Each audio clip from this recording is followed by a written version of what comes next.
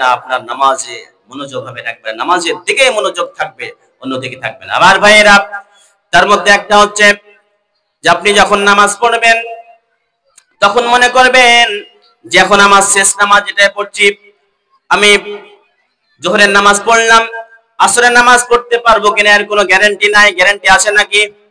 কারো গ্যারান্টি নাই। এখানে আমরা বসে আছি, জালসা শুনতে এসেছি, প্রোগ্রাম মাহফিল শুনতে এসেছি, আমরা যে আবার বাড়ি ফিরে যেতে পারবো এর কোনো গ্যারান্টি আছে নাকি? কোনো গ্যারান্টি নাই, কারো কোনো গ্যারান্টি নাই। কারণ মরণ এমন একটা জিনিস যেটার কোনো কেউ গ্যারান্টি দিতে পারে না। মরণ হবে নিশ্চিত, কিন্তু মরণটা কখন হবে কেউ গ্যারান্টি দিতে পারে না। তো যখন আপনি নামাজে দাঁড়াবেন, নামাজ পড়তে যাবেন, তখন যেই নামাজে পড়বেন সেই নামাজটা মনে করবেন এটা হচ্ছে আমার শেষ নামাজ। এরপরে যে আমি নামাজ পড়তে পারবো এরকম গ্যারান্টি আমার নেই বা পারবো না, এরকম ভাবে নামাজ পড়তে হবে। আচ্ছা বলেন, এখন বাজে 8টা বাজে, যদি আপনাকে জেলে নেওয়া হয়েছে এবং আপনার জন্য একটা রায় দেওয়া হয়েছে যে আপনাকে 9টার সময় আপনাকে ফাঁসি দেওয়া হবে, এরকম একটা আপনার সামনে প্রস্তুতি চলে এসেছে, সেই সময় আমি আপনি কি করতে চাইবো? আমাদের সবার একটাই মনে হবে যে এই 1 ঘন্টা সময় রয়েছে, এই 1 ঘন্টার মধ্যে আমি তো পরকালে চলে যাব, মারা যাব। তো আমার এই 1 ঘন্টা যতক্ষণ বেঁচে আছে আমার আল্লাহ রাব্বুল আলামিনকে খুশি করার চেষ্টা করব। সবাই সবাই চাইবো যে 1 ঘন্টার মধ্যে যেন আমি ভালো হয়ে যাব, কারণ আমার মরণটা এখন কনফার্ম হয়ে গেছে যে 1 ঘন্টার মধ্যে আমি মারা যাব। এরকম একটা যখন সময় চলে আসবে আমার আপনার সামনে, তখন আমরা সবাই চাইবো যে আমি এই 1 ঘন্টার মধ্যে যেন আমার রবকে আমি খুশি করতে পারি। এজন্য আপনি কি করবেন? নামাজে যদি দাঁড়ান, নামাজের জন্য যে উজু করবেন সে উজুটা হবে এমন উজু আপনার জীবনের সবচাইতে শ্রেষ্ঠ উজু, যে উজু আপনি কোনোদিন আর করেননি। একবারে ধীর সুস্থ ভাবে সুন্দর করে উজু করবেন। নামাজে যখন দাঁড়াবেন, কিয়াম করবেন, কিয়াম করতে করতে আপনি এমন ভাবে কিয়াম করবেন আল্লাহর দিকে মনোযোগ দিয়ে, আপনার মনটা এদিক সেদিক যাবেন, একমাত্র আপনি মনে হবে আপনার যে আমি যা বলছি আমি একমাত্র আল্লাহকে ডাইরেক্ট ভাবে বলছি, এরকমটা আপনার মনে হবে। রুকুতে যাবেন, রুকুতে অনেকক্ষণ দাঁড়াবেন, রুকু করবেন, সাজদায় যাবেন, সাজদাটা হবে আপনার জীবনের শ্রেষ্ঠ সাজদা। আপনার দ্বারা এমন সাজদা জীবনে আর কোনোদিন হয়নি। আপনি সাজদায় গিয়ে আল্লাহর কাছে ক্রন্দন করবেন, কারণ আল্লাহ রাব্বুল আলামিনের নিকটবর্তী হওয়ার মাধ্যম, সবচাইতে বড় মাধ্যম হচ্ছে সাজদা। যখন সাজদায় চলে যাবেন মনে হচ্ছে আপনি আল্লাহর কাছে পৌঁছে গিয়েছেন, আল্লাহর সাথে ডাইরেক্ট কথা বলছেন, এরকমটা মনে হবে আমার ভাইরা। তখন আপনার মনে হবে যে আপনি সাজদা করছেন আর ডাইরেক্ট আল্লাহকে বলছেন, আল্লাহ আপনি আমাকে ক্ষমা করে দেন। এরকম ভাবে এমন করে সাজদা করতে যাবেন, সাজদা করে সাজদার ভেতরে আপনি কেঁদে কেঁদে চোখের পানি বইয়ে দেবেন, এরকমটা আপনার মনে হবে। কারণ আপনার আমার একটাই চিন্তা থাকবে যে 1 ঘন্টার মধ্যে আমি 4 রাকাত নামাজ পড়তে পারি, 2 রাকাতে নামাজ পড়ি, এই নামাজের জন্য আমার রব খুশি হয়ে যায়, এরকমটাই আমরা চিন্তা করব, এরকমটাই আমরা ভাববো। তো এরকম আপনি ধরে নেন যে আপনি জোহরের নামাজ পড়ছেন, এরপরে আমি আসরের নামাজ পড়তে পাবো না, এরকমটা ভেবে নেন। এরকমটা যদি ভাবেন তাহলে আপনার নামাজে এদিক সেদিক মনটা যাবে না, নামাজের ভিতরেই আপনার মনটা থাকবে। 2 নাম্বার টিপস, আপনি যখন নামাজ পড়বেন, নামাজে দাঁড়াবেন, যে সূরা দোয়াগুলি বলছেন সে সূরা দোয়াগুলি বোঝার চেষ্টা করেন, সেগুলো মানে জানার চেষ্টা করেন যে এর মানে কি। যখন আপনি প্রত্যেকটা সূরার প্রত্যেকটা দোয়ার যখন আপনি মানে জানতে পারবেন, তখন আপনার মনে হবে যে আমি যেন ডাইরেক্ট আল্লাহকে এই কথাগুলো বলছি। আল্লাহুম্মা বাইদ বাইনি ওয়া বাইনা খাতায়া, এই কথাগুলোর মানে কত সুন্দর। যদি আপনি এর মানেগুলি জানেন, যখন জানতে পারবেন, তখন আপনি ভাববেন যে আমি আল্লাহকে বলছি, আল্লাহ তুমি আমাকে ক্ষমা করো, আমার গুনাহকে দূর করে দাও। এরকম যখন আপনার মানেগুলো আপনি বুঝতে পারবেন, তখন মনে হবে যে আপনি রাব্বুল আলামিনকে ডাইরেক্ট বলছেন। দ্বিতীয় টিপস হলো, যা কিছু পড়বেন আপনি বুঝে বুঝে পড়েন, মানে জেনে পড়ুন, তাহলে নামাজ মনটা এদিক সেদিক যাবে না। 3 নাম্বার টিপস, আপনি জামাতের সহিত নামাজ পড়ার চেষ্টা করুন। একা নামাজ পড়ার চাইতে জামাতে নামাজ পড়লে আপনার 27 গুণ এমনিতেই বেশি নেকি। আর জামাতে নামাজ পড়বেন তখন শয়তান হয়তো আপনাকে কম ওয়াসওয়াসা দেবে। এই 3টা টিপস। আর একটা টিপস হচ্ছে, আপনি যখনই নামাজ পড়বেন আপনি ভালোভাবে নামাজের যেগুলো আরকান রয়েছে সেই আরকানগুলি ভালো করে পালন করুন। যতটা কিয়ামে দাঁড় হয়ে থাকার যতটা সময় ততটা সময় নেন, যতটা রুকু করার সময় লাগবে ততটা রুকু করার সময় নেন, যতটা সাজদা করার সময় লাগবে ততটা সাজদা করেন, এভাবে সময় নিয়ে সাজদা করেন। এভাবে সময় নিয়ে সাজদা করলে আপনার নামাজ এদিক ওদিক মনটা যাবে না। আচ্ছা কথা বলবেন, যদি আমরা রুকু সাজদা নামাজ পড়তে গিয়ে রুকু সাজদা ভালো করে না করি তাহলে আমাদের নামাজ কবুল হবে নাকি? নামাজ কবুল হবে না, আমাদের নামাজ শুধু পড়াই হবে। এজন্য বিশ্বনবী একদিন নামাজ পড়ে মসজিদের এক কোণায় বসে আছেন, একজন লোক আসলো, আসার পরে নামাজ পড়লেন, পড়ার পরে বিশ্বনবীকে সালাম দিলেন। বিশ্বনবী সালামের উত্তর দিয়ে বললেন, ও সাহাবী, তুমি নামাজ পড়ো, তুমি নামাজ পড়ো নাই। সল্লি ফাইন্না কালাম তুসাল্লি, হে সাহাবী তুমি নামাজ পড়ো, তুমি নামাজ পড়ো নাই, নামাজ পড়োনি। এবার সাহাবী আবার গিয়ে নামাজ পড়লেন। নামাজ পড়ার পরে আবার এসে সালাম দিলেন।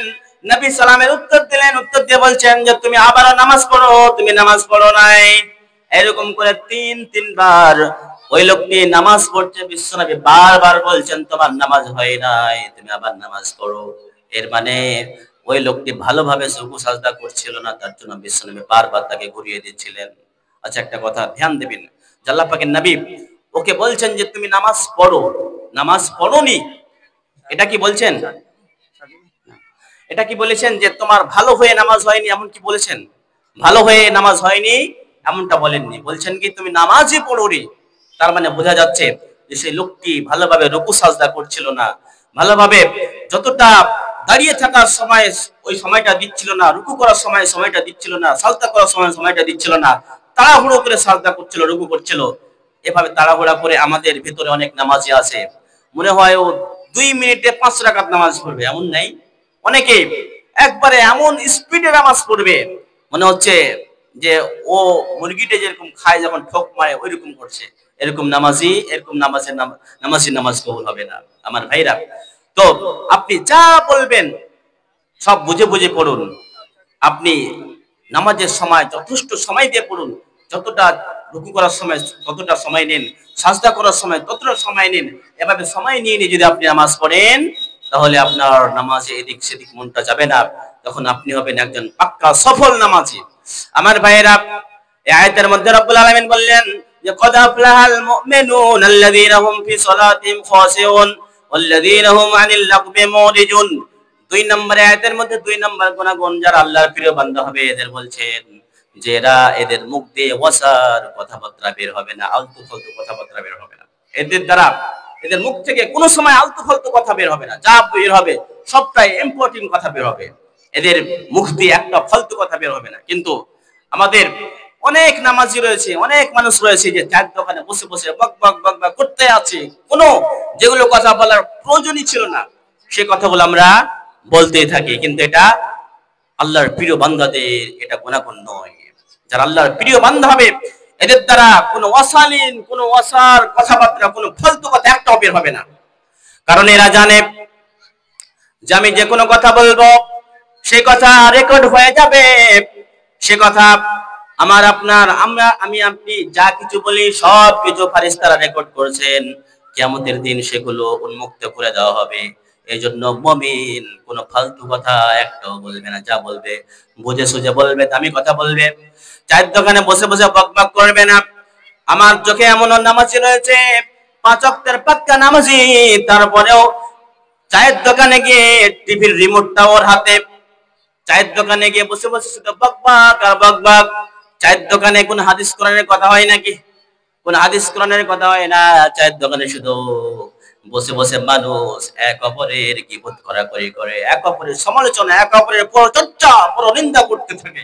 খবরদার ওইগুলো লোকের সাথে মিশবেন না। যারা নামাজি আছেন আপনাদেরকে বলছি, আপনারা যদি ওইগুলো লোকের সাথে মিশে আপনি যদি তাদের সাথে সাথ দেন তাহলে এই যে আপনি গীবত করে বসলেন, খবরদার এগুলো আপনার করা যাবে না। যারা মুমিন হবে, যারা আল্লাহর প্রিয় বান্দা হবে, যারা নামাজি, প্রকৃতপক্ষে যারা নামাজি হবে, এদের দ্বারা এই কাজটা কখনো হবে না। এরা জানে যে আমি যেই কথাই বলবো সেই কথা রেকর্ড হচ্ছে, একদিন সেই কথা প্রকাশ হয়ে যাবে। এই কথা এটা কি সম্ভব নয়? আজকে ডিজিটাল যুগে আজকে দেখা যায় যে সিসিটিভি রেকর্ড হয়, আপনি যে দিনের রেকর্ড চাইবেন সেই দিনের রেকর্ড আপনি পেয়ে যাবেন। এটা তো আমরা আমাদেরকে রব্বুল আলামিন সামান্য একটু জ্ঞান দিয়েছেন, এর দ্বারা আমরা এটা এতটা আমরা উন্নত করতে পেরেছি। কিন্তু যেই রব আমাদেরকে সেই জ্ঞানটা দিয়েছেন ওনার দ্বারা সেটা সম্ভব নয়? অবশ্যই সম্ভব। আপনি যা কিছু বলবেন, যা কিছু করবেন, সব রেকর্ড হচ্ছে। কিয়ামতের দিন সব প্রকাশ হয়ে যাবে। আমার ভাইয়েরা, যেই দিন কিয়ামতের দিন আমলনামা মানুষের সামনে পেশ করা হবে, তখন মানুষের ছোট বড় সব জিনিস লেখা থাকবে। আপনি যা করেছেন সবকিছু লেখা থাকবে। তখন যারা পাপাচার, যারা পাপিষ্ট, যারা ফাসেক ফাজিরারা বলবে, আরে এই কিতাবটা কেমন কিতাব, এই আমলনামাটা কেমন আমলনামা, যে আমলনামাটা ছোট বড় জিনিস কিছুই ছাড়ে নাই, সবকিছু লিখে রেখেছে। সেই দিন না অনুশোচনায় ভোগে, এখনই অনুশোচনা করে, এখনই অনুতপ্ত হন যে আমার আপনার দ্বারা যেন একটা ফালতু কথা না বের হয়, কোনো একটা যেন ফালতু কথা না বের হয়। যেই কথা প্রয়োজনের কথা সেই কথা বলেন। আল্লাহ পাকের নবী বলছেন যে মান শামাতা নাজা, যে ব্যক্তি চুপ থাকলো সে ব্যক্তি নাজাত পেয়ে গেল। আপনি যত বেশি কথা বলবেন তত বেশি আপনার ভুল হবে, আর যত বেশি ভুল আপনার গুনাহ বেশি। যত কম কথা বলবেন আপনার কম ভুল, গুনাহ কম। তো খবরদার বেশি কথা বলার চেষ্টা করবেন না। যেটা প্রয়োজন, কথা বলার প্রয়োজন, সেই কথাই বলেন। এইরকম ভাবে চলেন, তাহলে আপনি অনেকগুলি গুনাহ থেকে বেঁচে যাবেন। অন্তত মানুষের কাছে বসা থেকে বিরত থাকুন। যে যারা বসে বসে শুধু মানুষের গীবত করে, এদের কাছে বসা থেকে দূরে থাকুন। আপনি মানুষের সাথে বসবেন এমনটা বলছি না, আপনি কথা বলবেন, বসেন, আপনি হাদিস কোরআনের কথা চর্চা করেন, কোন যেটা আপনার প্রয়োজনীয় কথা সেটা বলেন। কিন্তু ফালতু বসে বসে কার গীবত করা, কার সমালোচনা, কার পরচর্চা, পরনিন্দা, এগুলো থেকে বিরত থাকতে হবে। কারণ এই পরচর্চা, পরনিন্দা এমন একটা জঘন্য পাপ, যে পাপ আল্লাহ আপনাকে ক্ষমা করবেন না। এটা হুকুকুল্লাহ নয়, এটা হচ্ছে হুকুকুল ইবাদ। আপনি যার পরচর্চা, পরনিন্দা করেছেন, সে যদি আপনাকে ক্ষমা না করে, তাহলে আল্লাহ আপনাকে ক্ষমা করবেন না। আল্লাহ আপনাকে ক্ষমা করবেন নাই, কারণ আপনি যার কাছে, যার কোনো নিন্দা করেছেন বা গীবত করেছেন, ওর কাছে গিয়ে আপনাকে ক্ষমা চাইতে হবে। আমার ভাইরা, এই পরচর্চা, পরনিন্দা থেকে না যদি আপনি বিরত থাকেন, এমনও হতে পারে যে কিয়ামতের দিন আপনি অনেকগুলো নেকি নিয়ে হাজির হয়েছেন, একদম নেকির পাহাড়, চারিদিকে নেকির পাহাড়। এই ব্যাপারে বিশ্বনবী একটি হাদিস বলতে গিয়ে বলেন, আচ্ছা সাহাবীরা তোমরা বলো, সবচাইতে গরিব ব্যক্তিকে, মুফলিস ব্যক্তিকে? সাহাবীরা উত্তর দিলেন, ইয়া রাসূলুল্লাহ, হে আল্লাহর রাসূল, সবচাইতে গরিব ব্যক্তি হচ্ছে সেই ব্যক্তি যার দুনিয়াতে টাকা পয়সা, ধন সম্পদ নেই, জমি জায়গা নেই, এরা হচ্ছে গরিব। বিশ্বনবী বললেন, না, এরা গরিব নয়, গরিব হচ্ছে সেই ব্যক্তি কিয়ামতের দিন চারিদিকে নেকি আর নেকি নিয়ে উপস্থিত হবে, কিন্তু এমন একটা সময় আসবে, এমন একটা পরিস্থিতি দাঁড়াবে যে মনে হচ্ছে সে জান্নাতে চলে যাবে। হঠাৎ তার পাওনাদার চলে আসবে, কারো গীবত করেছে, কাউকে অন্যায় ভাবে কথা গালি দিয়েছে, কারো জমি মেরে নিয়েছে, কারো হক নষ্ট করেছে, এই লোকগুলি সবাই চলে আসবে, এসে তার কাছে টাকা চায়, তার কাছে সে প্রতিশোধ চাইবে। আচ্ছা বলুন, এই দুনিয়াতে আমাদের কারো কোনো ক্ষতি করলে, আমাদের বিচার আচার হলে, আমরা এই দুনিয়াতে জরিমানা দিই কি দিয়ে বলুন? টাকা দিয়ে। কিন্তু সেই দুনিয়া, ওই পরকালে টাকা থাকবে না? কোনো টাকা থাকবে না, কিছুই থাকবে না। সেই দিন আমাদের সম্বল হবে একমাত্র নেকি। সেই নেকি দিয়ে আমাদেরকে পরিশোধ করতে হবে। আপনি কাউকে একটা থাপ্পড় মেরেছেন, কাউকে গীবত করেছেন, সব এক একটা করে আপনার সামনে আসবে, এসে আল্লাহকে বলবেন, এই লোকটা আমাকে মেরেছিল, আমাকে এক থাপ্পড়ে মেরেছিল, এ আমার গীবত করেছে, এ আমার কি আরো যেগুলো হক নষ্ট করেছেন আপনি, কিয়ামতের দিন সবাই এসে আপনার কাছে যখন চাইবে, আল্লাহ বলবেন ফেরেশতাদের, এ ফেরেশতারা তোমরা কি করো, এই লোকটার নেকিগুলো কেটে কেটে ওই লোকগুলোকে দিয়ে দাও, ওই পাওনাদার গুলোকে দিয়ে দাও সবাইকে। যখন পাওনাদারদেরকে দিতে দিতে দিতে দিতে যখন নেকি শেষ হয়ে যাবে, নেকি এখন একটাও নাই, কিন্তু পাওনাদার আরো বাকি থেকে যাবে, ফেরেশতারা বলবেন, হে রব, এর তো সব নেকি ফুরাইয়া গেছে, নেকি শেষ হয়ে গেছে, এখন কি করব? আল্লাহ বলবেন, ঠিক আছে, এই পাওনাদার যারা রয়েছে এদের গুনাহগুলিকে নিয়ে এর উপরে চাপিয়ে দেওয়া, সমপরিমাণ যতটা অন্যায় করেছে অতটা গুনাহগুলিকে নিয়ে এই লোকটার উপরে চাপিয়ে দাও। তো খবরদার এই পরচর্চা, পরনিন্দা করা থেকে আমাদের বিরত থাকতে হবে। সময় হয়ে গেছে না? বক্তা সাহেব চলে এসেছেন, আমাদের প্রাণপ্রিয় মৌলানা সিরাজউদ্দিন সাহেব, আমার খুবই শ্রদ্ধাভাজন, ওনাকে খুবই সম্মান করি, উনিও আমাকে প্রচন্ড ভালোবাসেন। তো এনার মুখ থেকে আপনারা প্রত্যেক বছরই জলসা শুনে থাকেন, আজকেও শুনবেন। আমি আবার অনুরোধ করছি যে আমার মায়েরা বাড়িতে এখনো পর্যন্ত কাজে ব্যস্ত আছেন, আপনার আত্মীয় স্বজনকে তাড়াতাড়ি খাইয়ে আপনি মাহফিল আসার চেষ্টা করুন। যারা এখনো, যে ভাইয়েরা আমার বাজারে ঘুরে বেড়াচ্ছেন, প্রিয় ভাই, আপনারা বাজারে ঘুরে না বেরিয়ে আপনারা এই মাহফিলে এসে বসার চেষ্টা করুন। মানুষ কই যাই রে দুনিয়া ছাড়িয়া, মসজিদের পালকি আয়না দোলা দেই সাজায়া তারে জনমের লাগিয়া। মানুষ কই যাই রে দুনিয়া ছাড়িয়া, মসজিদের পালকি আয়না দোলা দেই সাজায়া তারে জনমের লাগিয়া। এই বাড়ি লাগিয়া কত করলাম মারামারি, মামলা মোকদ্দমা কইরা খোয়াইলা রে করি। এই বাড়ি লাগিয়া কত করলাম মারামারি, মামলা মোকদ্দমা কইরা খোয়াইলা রে করি। আজকে তুমি যাবে চলে,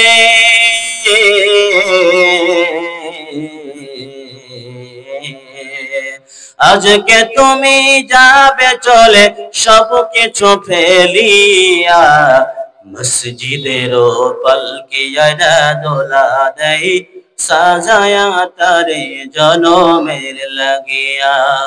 মসজিদের পালকি আয়না দোলা দেই সাজায়া তারে জনমের লাগিয়া। যাই হোক, এতক্ষণ পর্যন্ত আমি আপনাদের সামনে যেটা বলতেছিলাম যে আল্লাহর প্রিয় বান্দা কারা, এটা বলতে গিয়ে আমি কয়েকটি শেষ করে দিতে